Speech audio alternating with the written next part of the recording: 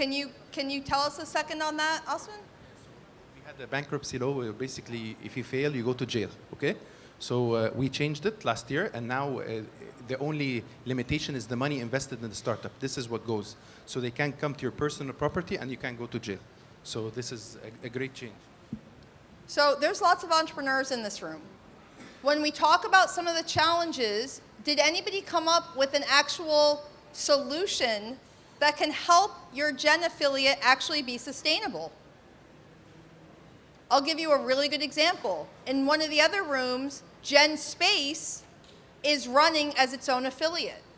And so a big problem is that they're trying to create an ecosystem around space, a global ecosystem of best practice sharing. So one of the solutions were, I'm sorry, a very, very bossy person just walked in the room. Come on in. That's my daughter, and if she's been bossing you around at the table to get a t-shirt, I'm sorry. So Gen Space, what they ended up doing, knowing that they have an ecosystem challenge of sharing best practices, they're being extremely proactive, and they're creating a virtual entrepreneurship program that entrepreneurs from all over the world can access cutting-edge education of building space companies and finding each other. And they can monetize that. So when I have you guys putting in your canvas, here's an ecosystem challenge, how do we make the solutions actually help you position your Gen affiliate to be the solution provider and create value for the region? We need to come up with solutions that are not just, let's get sponsorship and spend money, but solutions that say, this is a problem, we have clear customers, we're going to make a solution that will help us be sustainable. Your affiliates are a startup. And you know what? As the solution gets solved, you're going to pivot. Just like every freaking company that we mentor. We're going to pivot, and we're going to keep finding a customer market fit. Anybody else with a comment? Or now I'm going to keep going back to this thing of let's build real stuff instead of just happiness and joy and events and event sponsorships. Lots of events. Yes, sir. I would love for you to add one thing. There's a mic. Yeah, I think the other thing is the fear. Fear? Fear, the failure. Fear or fail? Failure. And so the government, actually, most of them very conservative, okay, and they don't want to try the new thing, okay. So in Taiwan, we try to find the space and put the new regulation, and we call the sandbox, okay. So the young entrepreneur, they can experiment, put the new innovative that way, and if they fail, it's okay, okay. So the currently. We think that would be the best way to help the young entrepreneur can put their effort or the resources to the future. I am really happy you brought that up, and I'm gonna add on to that. How many of your countries have fear of failure as a major problem as far as people being willing to take the risk to become entrepreneurs? No, nobody else? Thank you. A lot of people. So I'm going to give you a really good example of a solution for that. 11 years ago now, I started a program at the University of Miami called the Launchpad, okay? And we replicated it all over the world as Blackstone Launchpads. The whole idea there was not to create a whole bunch of businesses. It was, while students are in school, the label on them is student. So guess what happens when your label is student? You can try things and fail and fail and fail, and it's okay because you're still a student. As soon as you leave, you don't have that label anymore, and people are like, get a real job, right? And if the company doesn't work, it's a huge problem because then you failed.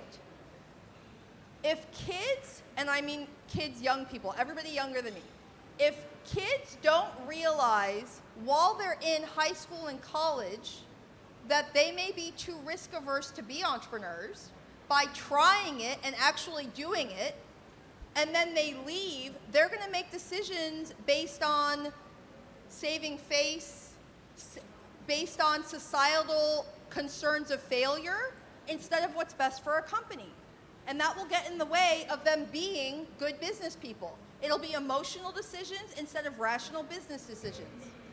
So if we instill at the high school and college level opportunities for them to try things and know when they don't work out, you just keep going and it's cool and you're still awesome, it's very hard for them once they leave college to then take on societal emotional challenges versus just rational business decisions. Does that make sense? So I love the sandbox. That's brilliant.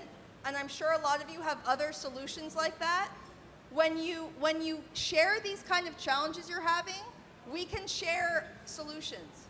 But that fear of failure thing, I'll make sure we go into that a little bit later on some of the other work we're doing, because that's a very, very big one. So we're going to go back to our groups. I want you guys to share what you're doing. Bye. I want you guys to share what you're doing. So be ready in the next sessions to have examples and really think about things where you may not have a solution yet. Somebody else may. All right? So next up, key stakeholders. Again, 10 minutes. Key stakeholders, how does that relate to ecosystem challenges and solutions you want to build?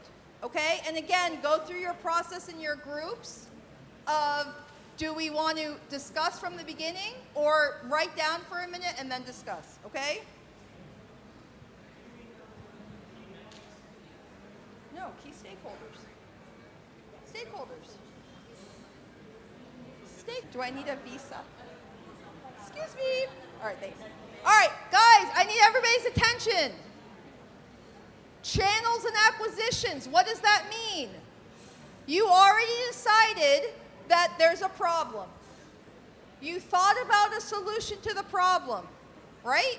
You thought about partnerships you need to solve the problem, or people who may have a say or present challenges to you with your stakeholders. The channels and acquisition box is about how are you going to reach your customer. Just like if you had a product or a solution, how do we distribute? Who do we partner with? How do we get the word out? So think about what channels you will use for communication, for education about your product or service, how you're going to find ways to reach the customer, reach the opportunity to its fullest, to acquire them as partners, as customers, etc. Okay? We're the entrepreneurs. We have a problem. We're coming up with a solution. Now we have to figure out distribution and acquisition. Okay? Questions? Yes? I heard somebody say yes. Okay, 10 minutes. 10 minutes.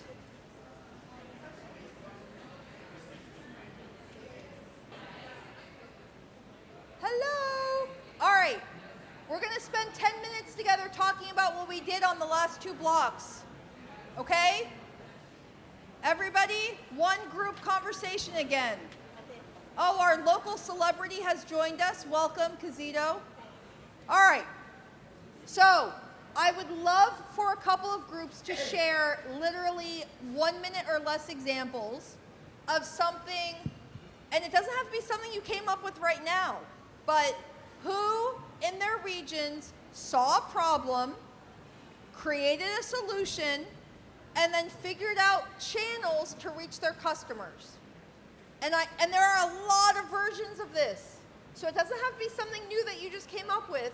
Are there case studies for, there was a problem in the ecosystem, I saw a problem, I created a solution, here's how I reached out to customers?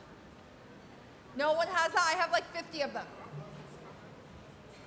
Can someone please volunteer so I can stop talking? Problem, market fit. No one? Serious? Yes, Argentina, yay! Yay! What are you doing? Can I have everybody's attention, please? We're going to hear from our dear friends in Argentina. Stand up so everybody can see you. Yay! So, well, fundraiser para Talking to the mic. cómo financiar. Talking to the mic. Yes, but I am having Oh. some questions here. Fundraising para que los emprendedores consigan financiamiento, eso es lo que o como idea. Okay, we are speaking here about how to engage all the ecosystem and to bring specific tools to specific entrepreneurs. So we have lack of public policy on taxes and labor, for example, and we have lack of investors or funding for the right funded for each entrepreneur. So we were discussing how all the ecosystem together through, voy bien?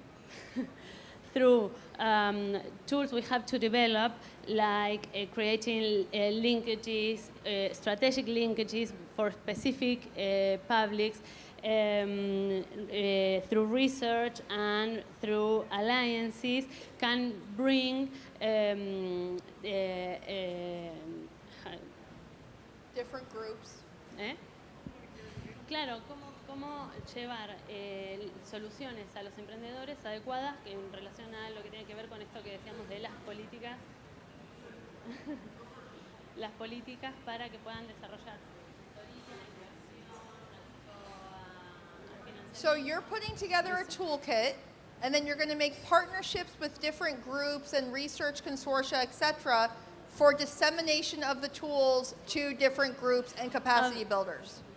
Y poder unir el círculo, to unite the circle between big corporations that are eager, like they wanted innovation, and startups that need the right funding. So we're just like uniting the circle, because companies in the future that are being helped right now, that are being startups, are going to be the ones that are going to help the next generation of entrepreneurs. So what we want to try to create with this toolkit is for the startups to be closer to the companies, to the corporations and the government, to bring the innovation to their ecosystems and to have a win-win relationship. Okay. Make sense? I'm super excited for your monetization strategy coming up. That will be awesome. And I'm actually doing a session on working with corporates, metrics for working with corporates. I highly suggest anybody who's going to start working with corporates as one of your ecosystem plays to go to that, because it will be very nerdy, but it will be awesome, because corporates really need to know the value you're bringing to them so you can get paid properly and you can continue to show the value over time. And if you don't set those metrics right from the beginning, because they may not know what you're offering and you may not be clear at the beginning, if the metrics aren't there, it will not go well. They might fund for a year or two and then that'll be it, instead of you really showing the difference they're making. So thank you. Yes, sir. So we just remembered that we had the case in Tunisia in the last 2 years. Tunisia just came out of a revolution about 8 years ago. And one of the things that we are happy about, that we can change policy now. So basically, in the startup scene in Tunisia had a lot of challenges. One of them is access to funding, but access to foreign currency was quasi forbidden in Tunisia. Getting to set up your business, they say 48 hours, but it took you up to 2 months to open a business. Innovation is a lot of challenges. So a key solution was to change the law. And if waiting for key stakeholder, government and MPs to change the law gonna take years, this is not gonna happen. So basically, the key player of the ecosystem, around tens of them, around 100 people, came together and wrote a law 3 years ago. So started drafting a law 3 years ago. This law is called the Startup Business Act. 2 years after, we managed to bring the government to the table and the MPs. And the law was voted last year, passed last year, and this year, in the 4th of April, was implemented. And now we have startups in Tunisia that have startup, what's called startup label. That startup label make them bypass all the old laws that are stopping businesses, basically. And now they have access to foreign currency, they can open a business, they can use the foreign currency as they want. The government subsidize the IP protection and make them export. So we're just starting. The law is translated in different languages. I can send it to you. Yeah, so this is the example of us hacking the system. Holy stuff. Go Tunisia. That's amazing. Congratulations. Yeah, go.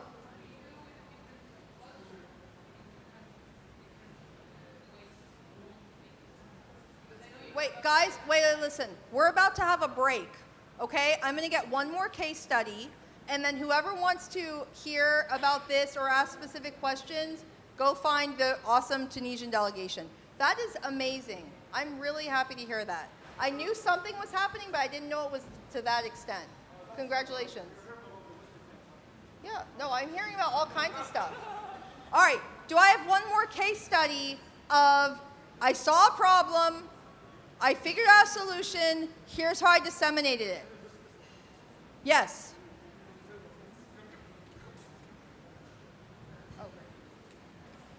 Yeah, in the same case that we first understood what are the main problematics for entrepreneurs, and we identified that the little entrepreneurs couldn't sell their products to the big retails, for example, because they couldn't get the taxes from their product. They didn't have like the right, how do you say, the RUC or the activity kind of identity number or something like this to get the tax. So what we did in this law project that we were pushing, one of these articles that was approved last year was to get these products can be taxed so they can sell to bigger retailers as well. So now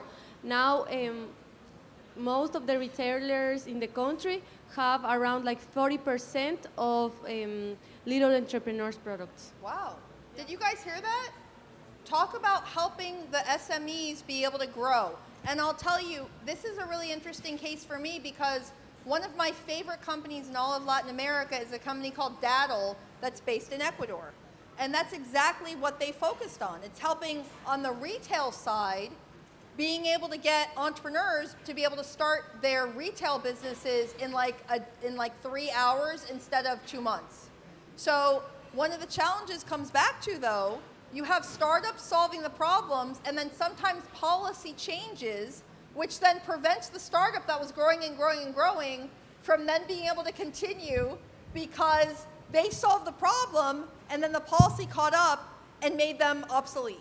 So one of the things I want to make sure we're thinking about, because a lot of you are talking about policy and regulations, if we block the innovators who are starting to solve the problem around policy from being able to scale, because they may only be solving the policy problem in one country, and then when the policy changes, how do we make sure those kind of companies have already thought about internationalization so they start testing and validating in other markets, so when a policy changes in one country, they may have a dip, but they're still going to be able to succeed.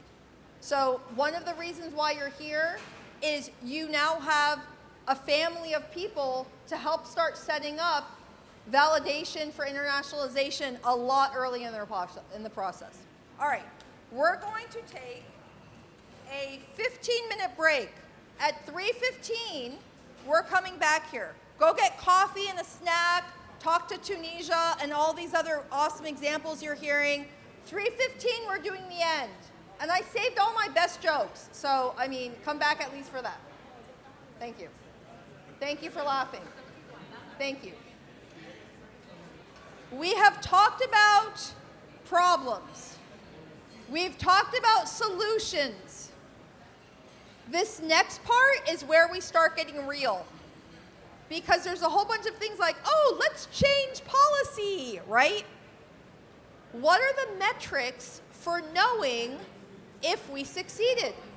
Now, don't forget, when I presented to you customer acquisition and a problem and saying that it had to be sustainable, that meant let's think of actual things that create value, right? Now, as entrepreneurs, we want repeatable, recurring revenue. We want repeatable processes for customer acquisition. We want efficiencies of scope and scale. We want to know what our margins are. Why is it not the same when we're building ecosystem support programs?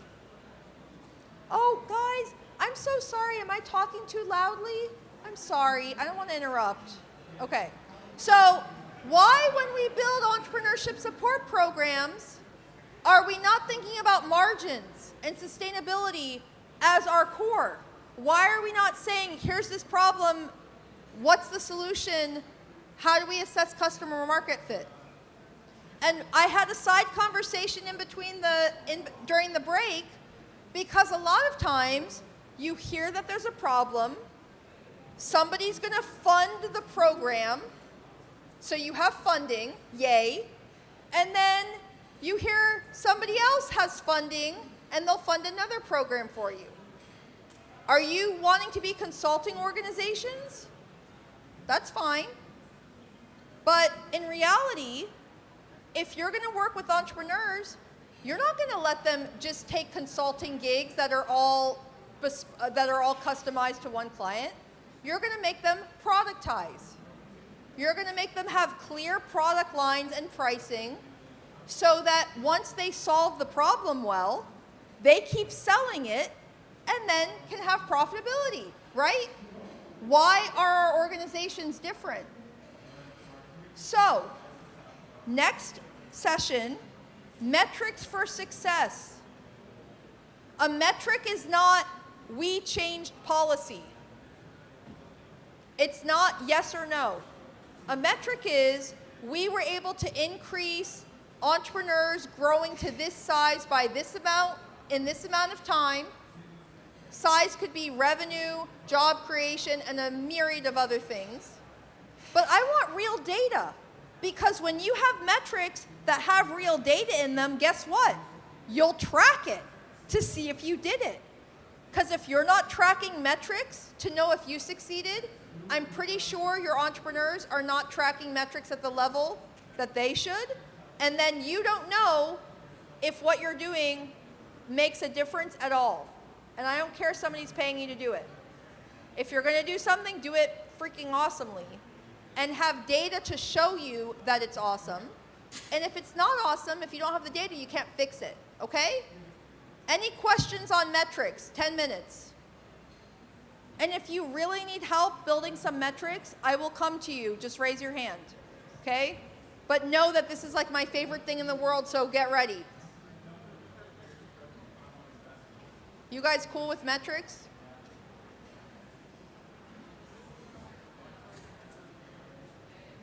You guys cool with metrics? I'm sorry I had to be so rude. But I'm up there pouring my heart out to everyone on the canvas I made. Okay, sorry. You guys cool with metrics? Data. Vigilance. Osman, what's up? Cool with metrics? Yep. I think we have in our ecosystem challenges, we want to increase VCs and You might have a lot of funds that don't spend money. So it's not about number of funds, it's about amount invested, right? What I'm saying is it's not about number of funds, it's about amount invested. That's right. Okay. So what we have to do is, what's the current amount invested? And you have to do it by stage. We want this amount invested in seed. We want this amount invested in early. We want this amount invested in Series A, right? Numbers. You have to start with what are the current numbers of what's happening. And it may not be in Egypt. You may say in Cairo this much, in Alex this much. Then we want to increase that by 20% in the next.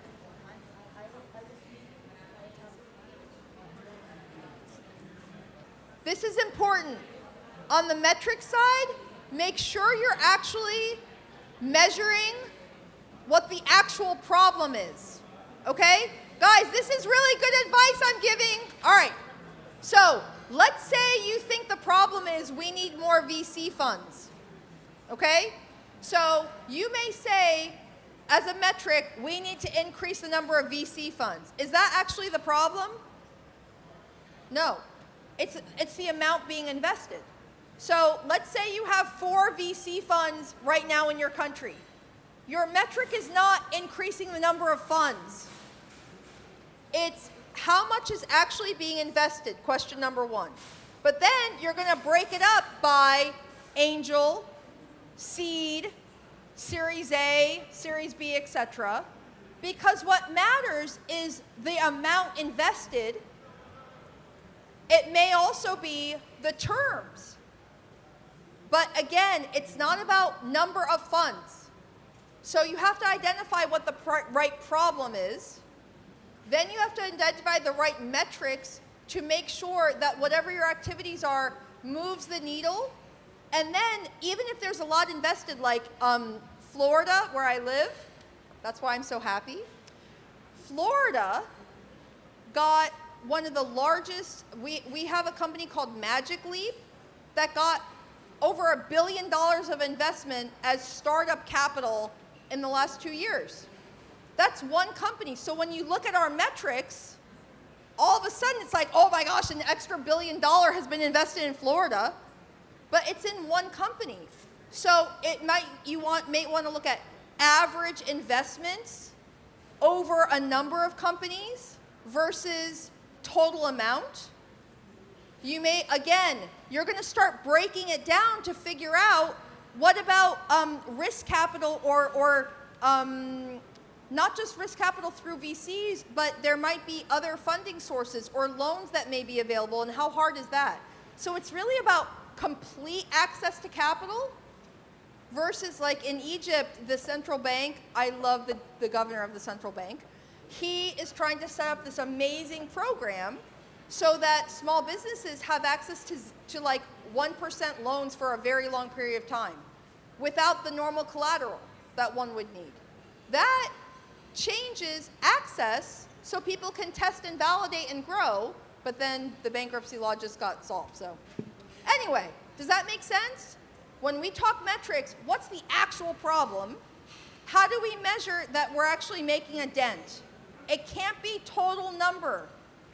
It's parse and parse and parse and break it down, because you may see a big jump in Series B, not a lot in seed. That's a huge problem, right?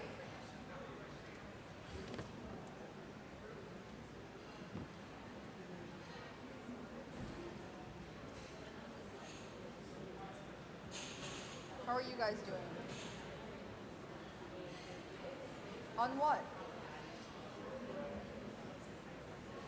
Let me come around 1 sec. Yes, sir.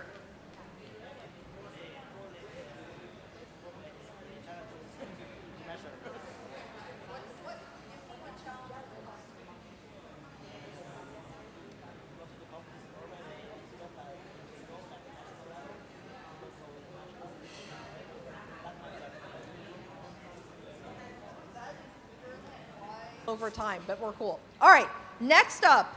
So we know that we have metrics we want to meet. I'm sorry, guys. Hi. Okay, we know we have metrics we want to hit. Hopefully we have a product and a solution. Who do we need in our team? Now this is one of those really cool questions, because this is not about hiring a bunch of people. This is about having a board that gives us access to make the partnerships, that gives us insight on how we're going to build this scalable thing, okay? What skill sets do we need that we may or may not have on our Gen board, on our team, as partners right now, okay?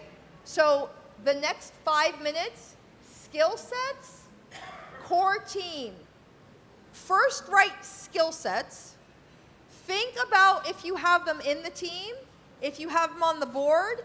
And if you don't, if there's a gap and you need an IoT expert or you need whatever, identify that now.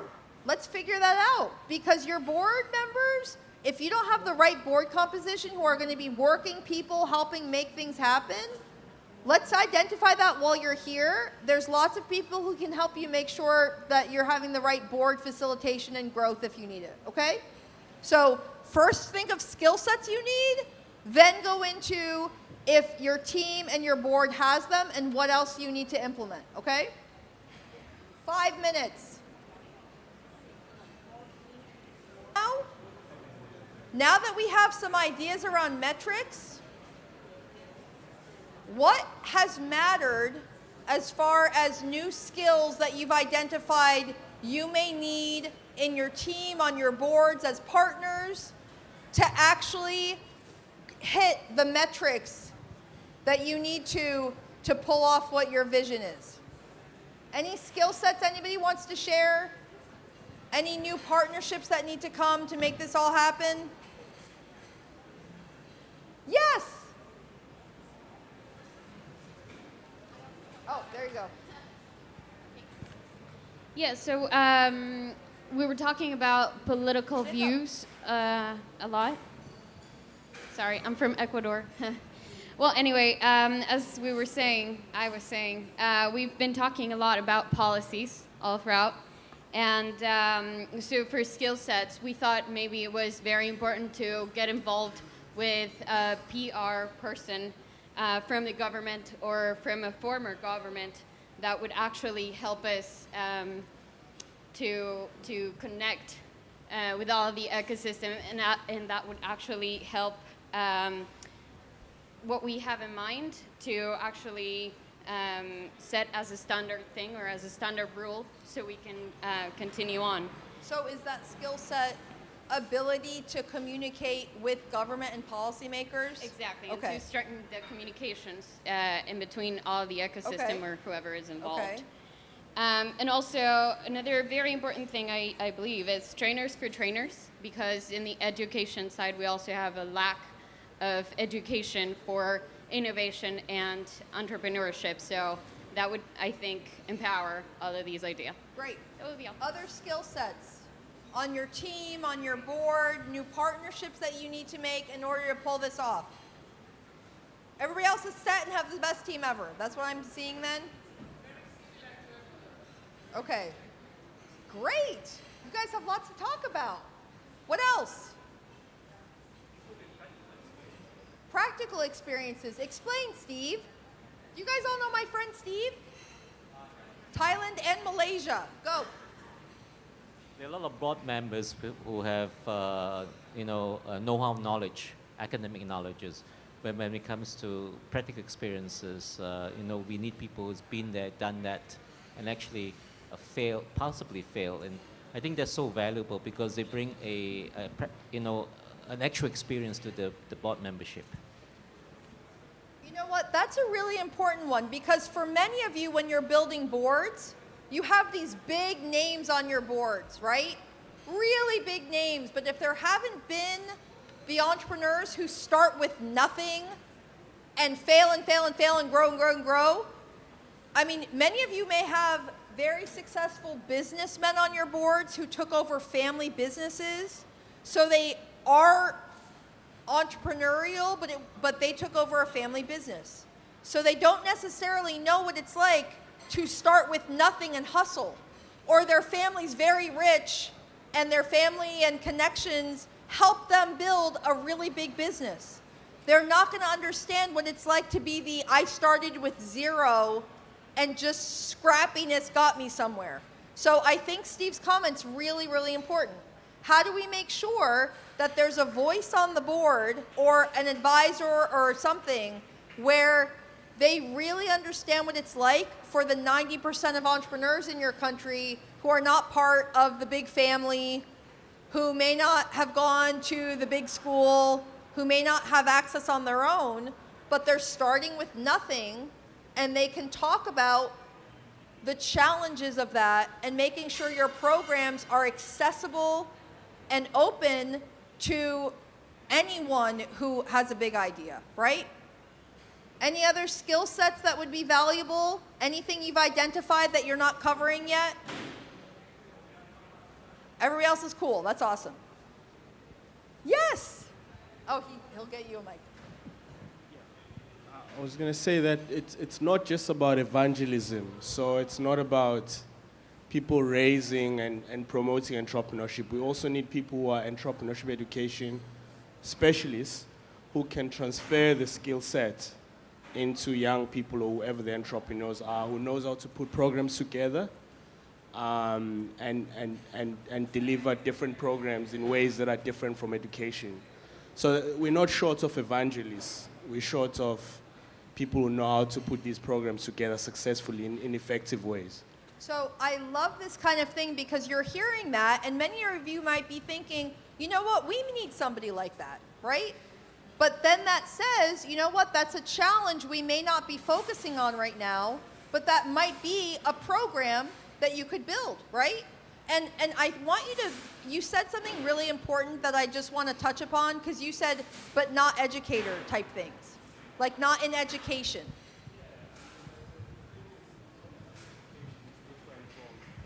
Okay, but I'm going to totally push back on that. I'll give you 2 reasons. So I'm the VP for education at GEN. And I think one of the challenges is that the educators who do entrepreneurship education, it's a theoretical exercise. What we focused on is really applied education, but the important thing is education to build a person, and then that person builds a team and a company. I'm not here to build companies. I'm here to build people to then run ecosystems or build companies. And so, and I work with ALA. ALA is actually our client for entrepreneurship education. So ALA is the coolest freaking thing. If you guys don't know what the African Leadership Academy is, that is like the star of Africa to me. I will, sorry, so, no, but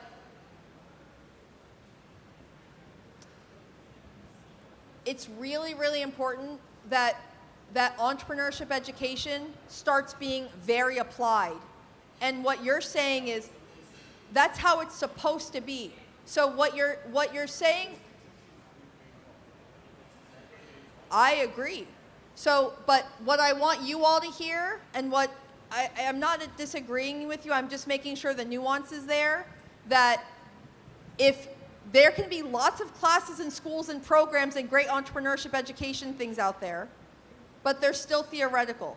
When they stop being about grades, when it stops being an individual, when it stops being about a business plan competition at the end that nobody actually starts the business on, that's the difference between applied, this is your life. It's not starting at the beginning of the semester and ending at the end of the semester. It's, I have an idea, I go get help when I have that idea. It may take me 1 month to do what you can do in a day. So it's not a structured program. Yeah.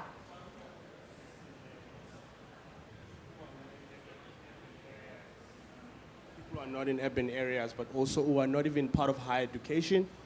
So entrepreneurship education is not about classroom setup. I know. Exactly. So the point is, very few people, there's a lot of money going into that, but very people can capacitate very well.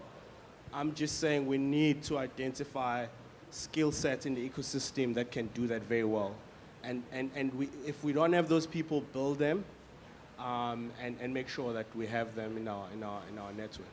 So what we're building in Egypt actually is very much around everybody enters and it's customized to them. And if it takes you 2 years and it takes somebody else 5 years to do market validation, that's cool because it's about building you. And actually that's something we're rolling out with the Anzisha Prize. So you'll hear about that soon. Anybody else have a skill set? Yeah.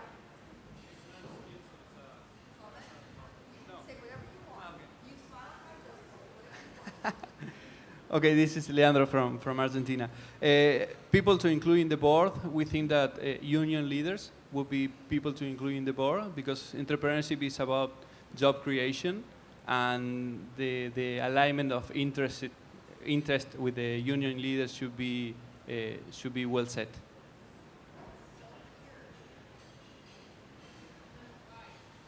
in I want to hear what anybody else thinks about unions being involved in entrepreneurship boards.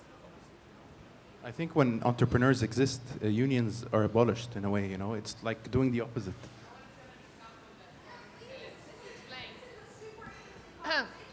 He said he was there in an event for small and medium companies inside of Argentina. So the leader of the union said to the employees, I don't want trials against the companies. That's really common in Argentina, employees doing trials. Lawsuits to the companies just because that's a problem for small and medium companies, and you're gonna get no jobs. You're gonna get out of your jobs if the companies close because of the lawsuits. I want real lawsuits, not fake ones. That was an example that somebody, leader union, was seeing how the world works to keep the future, You get it? Does it make sense? Yeah, Freddy from Belgium. Actually, I spoke with the union leaders in our country about 3-4 years ago. Invited them to a GEW event where we had talks about startups. And I also approached them to see whether they would be interested in starting a new line of business within the unions. Because up till now, their reaction is we're going to get most out of the contract to pay the unemployed. And what I was trying to see is, should they not be interested in educating the unemployed, maybe to become self-employed, to start doing little things. I have not yet been making a lot of progress, but at least it's on the table, and I strongly believe that this is one way to go. So, our experience in the U.S. is a little. Could you share for a minute about unions and entrepreneurship in the U.S. and what you think the outcome would be? We have a lot of very powerful unions that are very powerful. Go ahead. Yeah, unions are going to be different around the world, so we can only share our experience, but I can actually firsthand tell you about a startup that I did, and we put about $500,000 into it, developing the product, and the clients loved it, and it was perfect and everything. And they got to really the point of deployment, and the union popped up and said,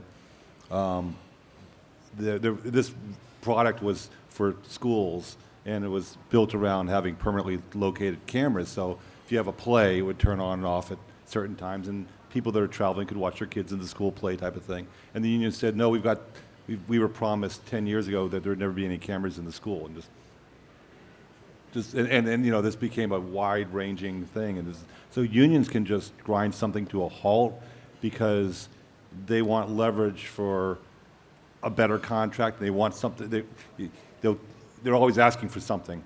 And so, I mean, I don't want to sound so anti-union, but it's in my experience as an entrepreneur, I've never run into an instance where a union facilitated anything to marketplace. I would love for you guys, because I'm sure that's a potential solution, but I want you to really do the research on what happens as unions actually grow and become successful, because then it's about preserving themselves. Okay, well then, yay, how fun. We'll have a side conversation. Okay, so next up, we have 2 more blocks. We're almost at the end, and this is where it really gets fun. The next block is value proposition. That's one line. What's the value proposition of Gen Tunisia? What's the value proposition of Gen Egypt? I don't want some crazy run-on mission statement sentence with 10 bullets. You can do the value proposition of the program or the product that you might put out there. That's fine. But I want a clear value proposition. Why do you need to exist? Why does that product or service need to exist? I am literally doing to you what I know you do to entrepreneurs if you actually care. ask yourself and figure out an answer. What's the value proposition? It's one sentence, 5 minutes.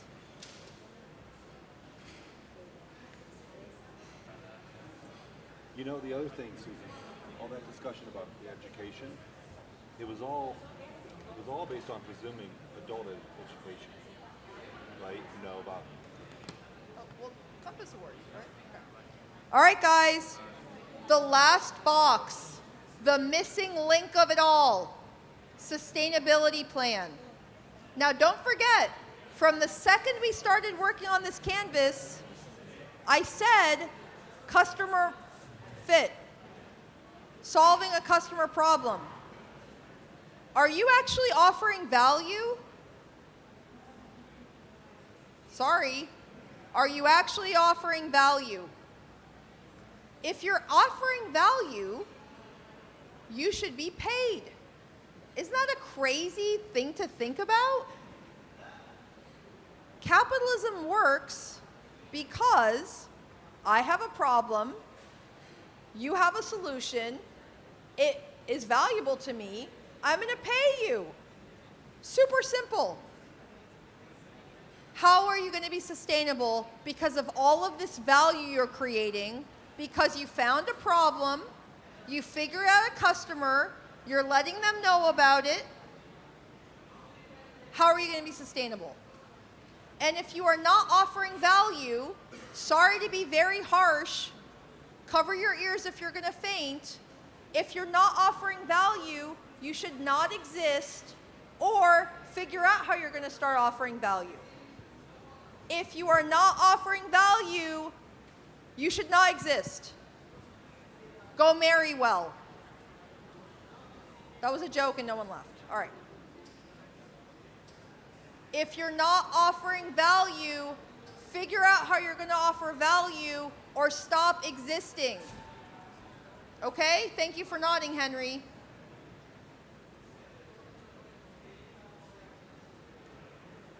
Sustainability plan, go. 10 minutes. All right, guys. Now we're going to have some fun. Everybody, attention, attention, attention. It's 4:25. We're leaving this room in 35 minutes. So we're going to do something fun. How many of you in here are actual entrepreneurs who have built businesses? Like for-profit businesses? Me, yes. Who else? Actual entrepreneurs, raise your hands. Who's built businesses? I know some Tunisian people. I knew it. All right, here's what we're going to do. How many times have you met somebody and you're like, oh my gosh, I have to pitch them right now. Ah!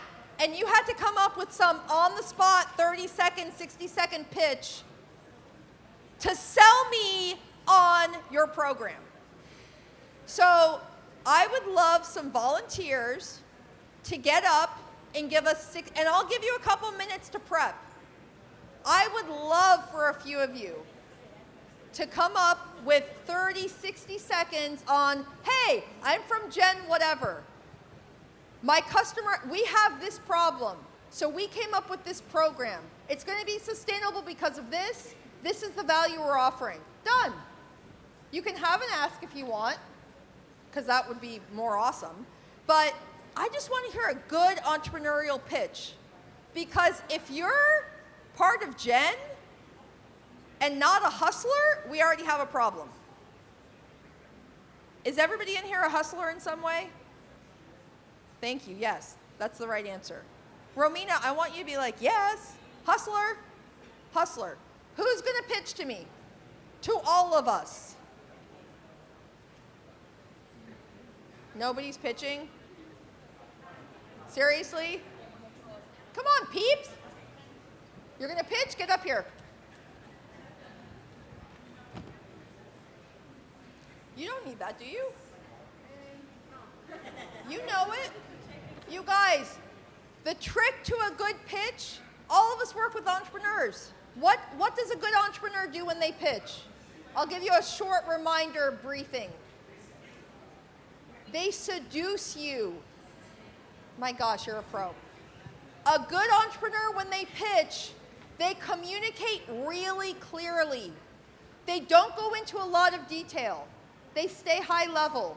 They make sure you understand there's a problem, how big the problem is, who has that problem, what your solution is, right?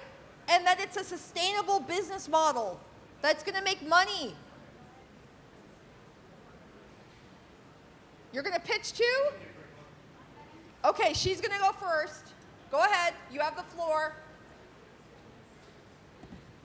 Hey everybody, my name is Natalia. I'm from Ecuador. We are Gen Ecuador. And we have identified the following problems. First of all, we don't have the right policies to help entrepreneurs and to invest in their different projects. Also, we have a lack of communication and articulation among the whole actors in the whole country. So we are offering an umbrella program who will articulate all of these different actors in a way that everyone will get to know what is doing each other and how can they help with each other and be more, do more impact. So our value proposition is to bring Gen Ecuador with all the different programs that have Gen Global to propose to all these different actors to have more capabilities on what they already do and install the different knowledge that is happening in the whole world. So we are going to charge to these actors for this knowledge, and we are going to help them to become stronger and have more impact with their entrepreneurial system.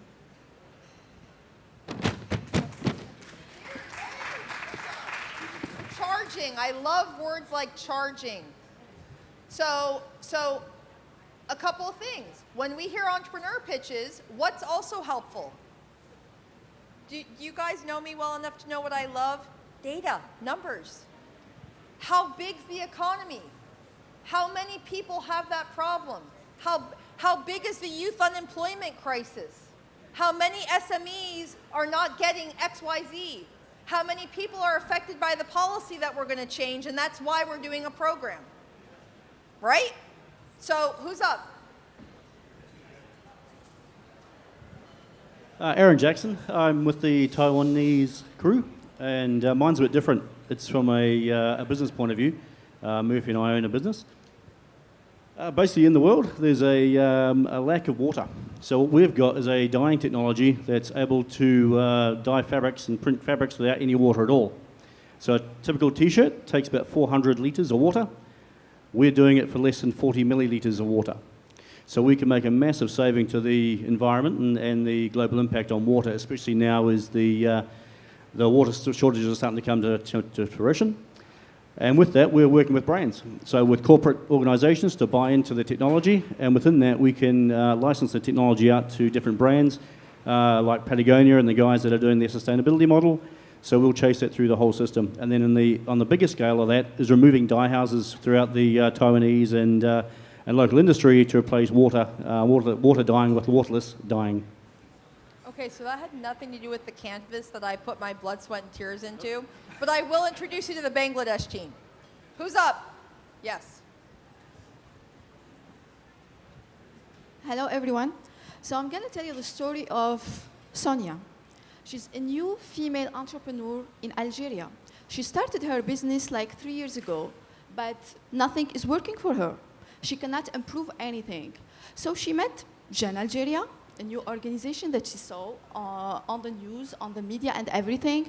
And she saw that they're proposing a program, a mentorship, training and acceleration program that would probably help her scale up. So yeah, Gen Algeria now is going to be suggesting and offering for women, female entrepreneurs, a new program that would help them improve and scale up in the future. And we've already tried it before. We've already offered like workshops for many female entrepreneurs, and they are all ready to work and to pay for this offer. And actually we have more than 16,000 female entrepreneurs in Algeria who are ready to work on that, who are ready to improve their works, improve their jobs. And we've already have different partners who can like help us in our new program, like potential investors, we have policymakers, we have research labors and everything. And the data is already available. So this new suggestion will really help these women entrepreneurs.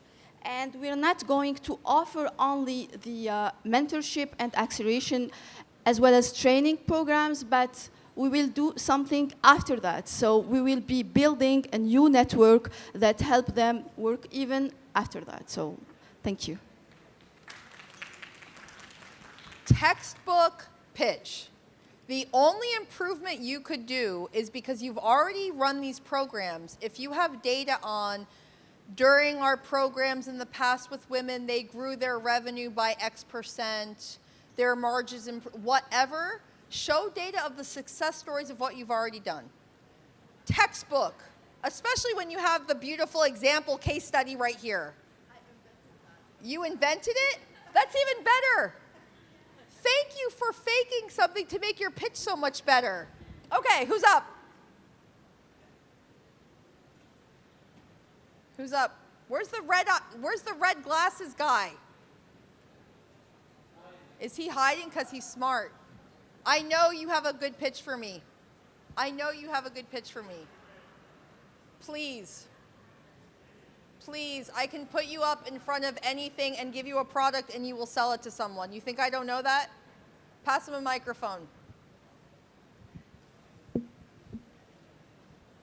Watch how good he is. So what I'm supposed to pitch, guys? Help me. Pick anything about Gen Tunisia.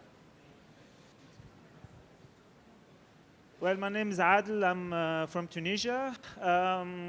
Last year, we really worked hard within a task force in my country to move forward with something called Startup Act. Hussam talked about later, in the evening. And I think the next thing to do is to move forward with the same guys who already succeeded to change things, to make some change, and iterate in order to establish new programs, talk to policymakers, because we are in a country where politics change every year because of a recent revolution.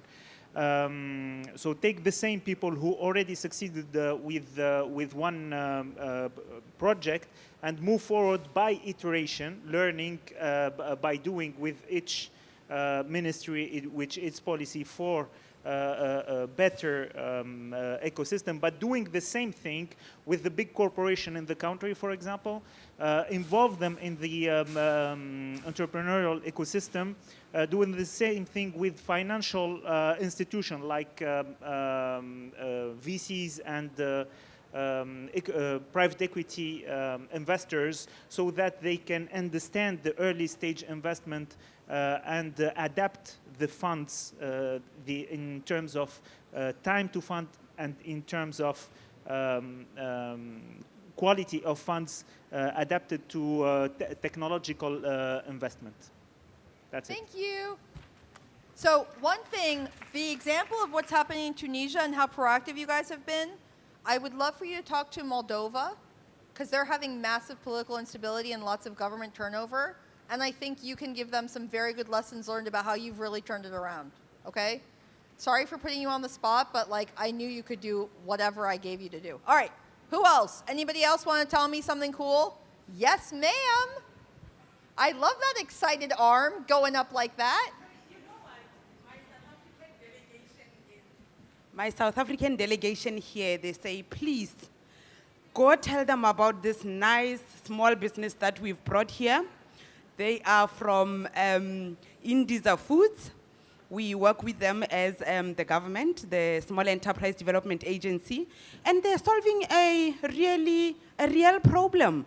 They have an indigenous medicine that lowers the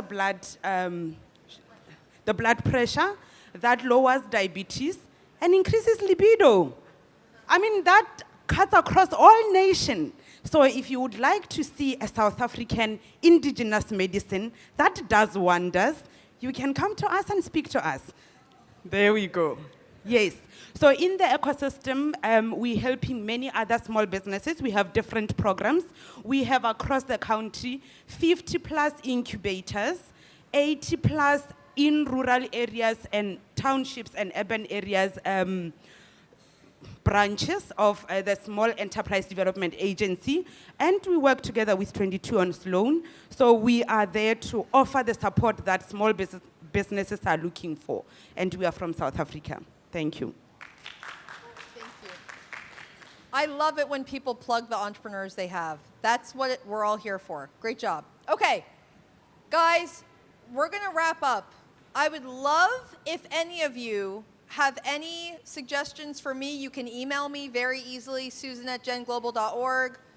I would really love to understand how this canvas works for you, doesn't work for you, ideas. And let me tell you what's going to happen now. When we leave this room, when we leave this room, we're collecting your canvases. Make sure that country and prepared by are written on the canvas. Over the next 2 days, you are going to be thinking about all of these things we've just talked about for 3 hours. Skill sets, business model, sustainability, partnerships, and at the end of the day, value proposition, right? Otherwise, don't exist. Sorry, I mean. On Thursday, we have an amazing day planned for you. One of the things that this doesn't cover is assumptions. Sometimes when we're filling this out, we're assuming a lot of stuff, right? So on Thursday, so take a picture of this if you want it now over the next 2 days, but on Thursday, we're returning them to you. On Thursday, you're coming back together with your delegations, looking at this canvas again. You're updating it based on the next 2 days, because you may, by Thursday morning, you may have 4 partnerships in place, and you may have a new board member, and you may have all kinds of other stuff because of today. Thursday, updating is number 1. Number 2, what kind of assumptions do we have to keep an eye on? And number 3, action plan.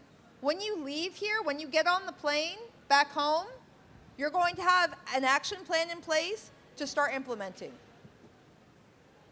So, any questions or comments before we break? Because I know that a few people want to kind of mingle, and then we're going to get ready for the Compass Awards. Questions, comments to the group or to me? Yes, ma'am.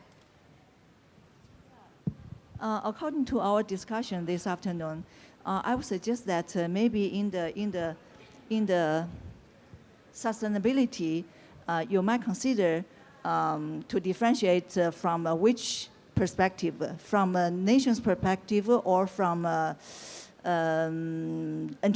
individual entrepreneurs' perspective, because sustainability can be ensured by recurring revenue, but that is from individual startups' perspective, right? But for the whole industry, I'm sorry if I have not made this clear. The GenMD affiliate, is a startup, and they need to have sustainability of the affiliate. So when you're filling this out, if David were here, when you're filling this out, the goal of this canvas, as you can see, it's a Gen Ecosystem Development Canvas. Yeah. Refer to Acting GenMD Manual. So you guys are here to make sure your Gen affiliate, David, MD, is going to have a sustainable operation with the right team, the right ability to bring in new products and projects, the right ability to make international partnerships to support the entrepreneurs. Okay, so this is from a Gen affiliate's perspective to fill out this form. But all of your insight is super important. Yeah, of course. Okay. Thank you very much. I'm sorry I didn't make that more clear. Anybody else? You can come up to me and make me also embarrassed about my lack of good facilitation skills. That's fine. Anything else? And I know I'm scary. I do it with love. Sorry. I just want this filled out. Anything else? No? I love how I'm not scary to some people, and then I'm super scary to other people. Okay, so here's the plan. Yes, Leanne? Yeah, nobody's leaving the room. Lock the doors. All right. So I need to thank Danny and Leanne and Garrett. I mean, we really were excited when we put together the list of the countries who were going to be in this room, because you're all doing so many things right, and it's wonderful. I mean, I'm excited because so many of you are already like top of your game. Now we're just tweaking to make sure you have the numbers in place and the support in place to get to all of the solutions you need to. So, any other things you want to talk about before we go get ready and dolled up for tonight? Okay, so please give your sheets, the large and the small, to Leanne. Please make sure you have prepared by and country on the sheet, okay? You will get them back Thursday. Take a picture if you want it, because you will not see it again until Thursday. Okay, that's it. And if you have feedback for me, email me or talk to me, okay? Can you give her your sheets? Yes. Of course you may. Great job, by the way. That was awesome.